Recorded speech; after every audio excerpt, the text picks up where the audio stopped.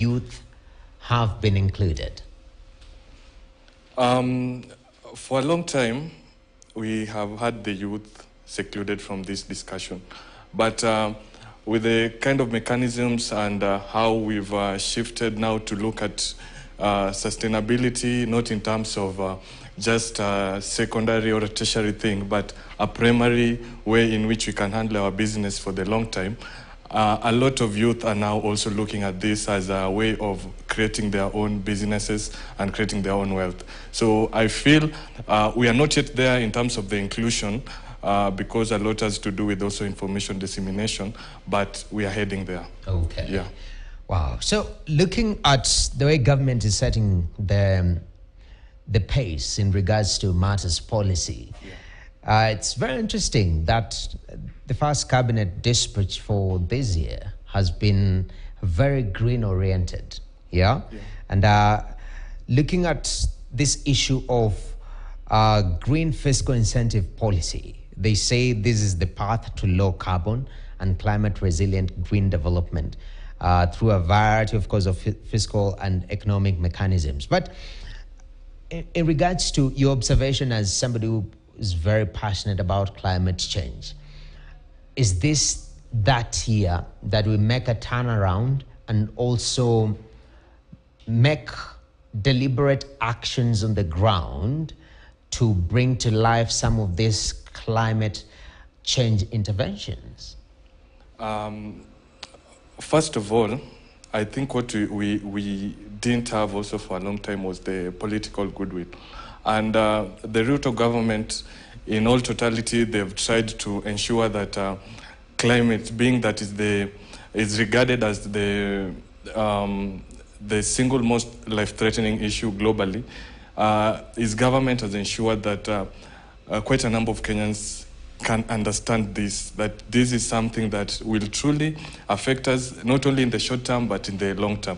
And coming to that, a number of businesses, a number of organizations have been transitioning, they've been trying to reduce their carbon footprint, but they have never been that much appreciation, maybe in terms of when it comes to business. You know, business is profit-oriented. Mm-hmm. So companies go out of their way to ensure that they reduce their carbon footprint, but do not get that maybe cashback. Mm-hmm. And incentivizing this will ensure that these companies also get supported, such that we transition very fast, because we have a very short window of opportunity in terms of greening our country. Okay. Yeah. And you know, you have certification in matters ESG, this touching on environmental, social, and governance. Yes. I mean, a lot of companies are falling behind, and I understand post-COVID, there were challenges in this regard, keeping up with the ESG goals. You've said sometimes there is no much incentive. Yeah. But for the year 2024, first of all, talk to me about why companies are struggling with this ESG issue, and maybe what do we need to do to overcome that? ESG is really an issue of the culture of the organization, the culture of the corporation. A lot of times when you go to a company, you find that they have very good core values. They've printed it on the wall. They have a very good motto, but they don't follow it up to the latter. The 360 view of the stakeholder is not really impacted. You find that, yes, you're saying that, let's use a case example. You're saying that your company is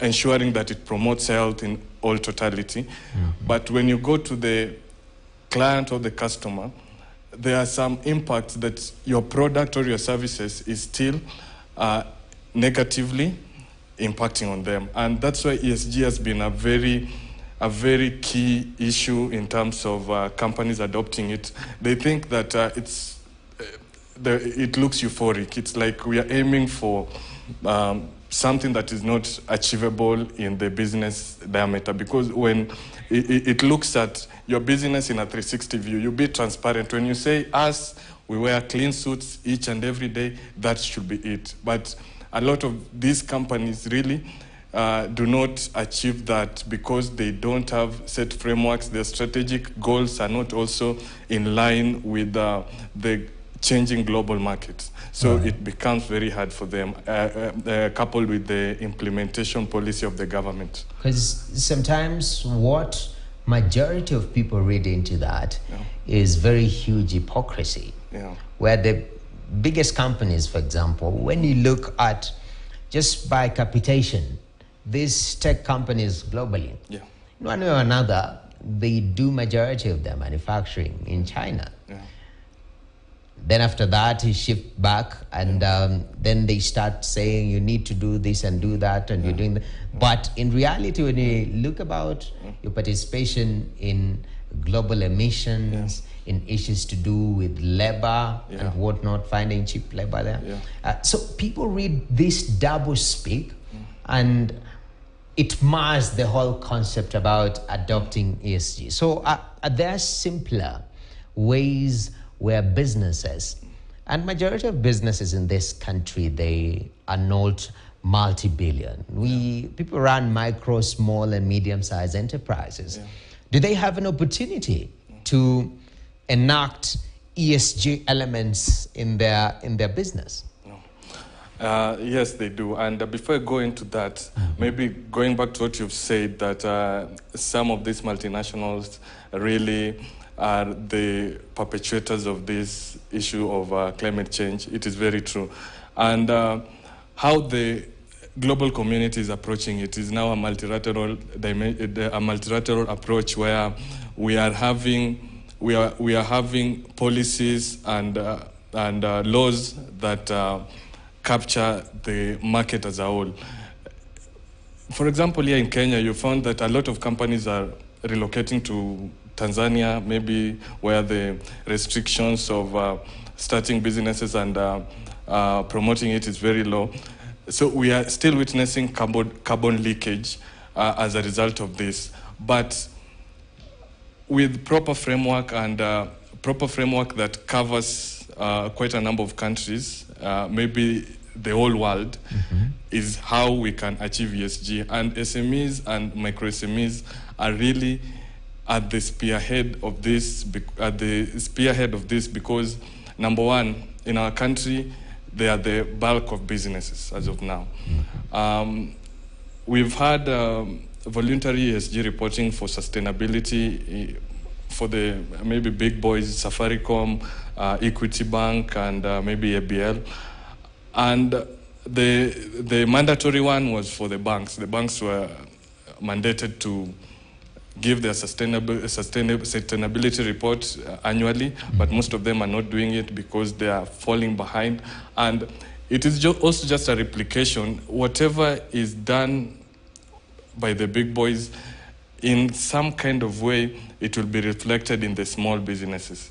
And how can we ensure that the small businesses now transit over that?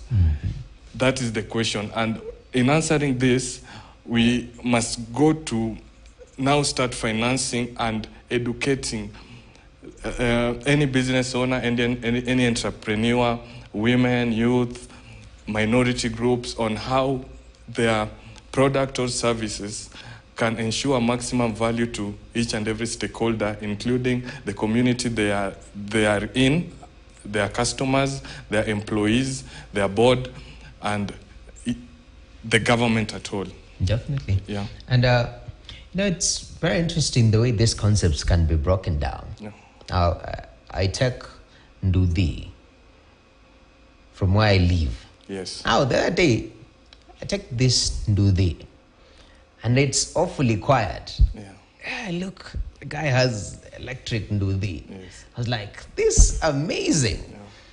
And I asked him, okay, this is the only electric Ndudi I know on this stage. Tell me I'm wrong. And he's like, yeah, actually, I just brought this recently. And I start asking the questions, okay, what are the pros of having this And the next time I take a bike, I take the normal bike that we're used to. And I ask, have you seen the other guy with the electric? And they tell me, yeah, but that one, trust you me. And to quote their words, kama unalipa loan, you unalipa almost 1,200 daily. Na mimi bike yangu unalipa 550. Now, when you talk about emissions, of course, maybe that's a discussion moving into e-mobility. Yeah. But breaking these concepts down to be able to say, first of all, these are the benefits, but also looking at the reality where the fossilized economy has been of value for a lot of people, and the solutions that you're introducing right now, they are not yet there, economically speaking. Is it something that we need to tighten our nuts and our bolts on? Definitely, because as of now, grain is very expensive generally, and for a middle economy like us, where majority still are living under the poverty line, grain is very expensive. It's easy for you to get juala at a very cheap price rather than getting an eco-friendly package because of the pricing. Same to transport, same to your choice of food, same to your choice of clothing, and literally quite a number of things. So in order for grain to be able to overcome this, we need to incentivize this to the lowest price possible so that these green businesses can flourish. As of now, there's still a lot of work to be done, but what is coming up is that the government is really supportive of this. You can see the issues of green bonds now coming up, catastrophic bonds, and even the shifting of debt so that they can be allocated to issues to do with climate adaptation and mitigation. Definitely. Yeah. And briefly, in less than a minute, we've just started the year 2024. Yes. From climate change intervention standpoint, it seems we are heading the right direction. I'm thinking now, what are you projecting for this year? We just had a conversation here about financing gap, and a lot of these changes do take money. Is it something that we can see being closed, especially for developing economies? Yeah. Definitely. From when you remember COP28, the first thing that they did was the groundbreaking, I think 196 billion Kenya shillings of loss and damage. 196 billion Kenya shillings. Okay, it's just still a pinch of the whole thing, but that's a place we can start with. And categorically, this money will be coming to the global south through maybe the multilateral banks, African Development Bank, and the governments, the businesses, but majority of the global businesses, the strategic roadmap 2030, 2050, we have the AU 2063.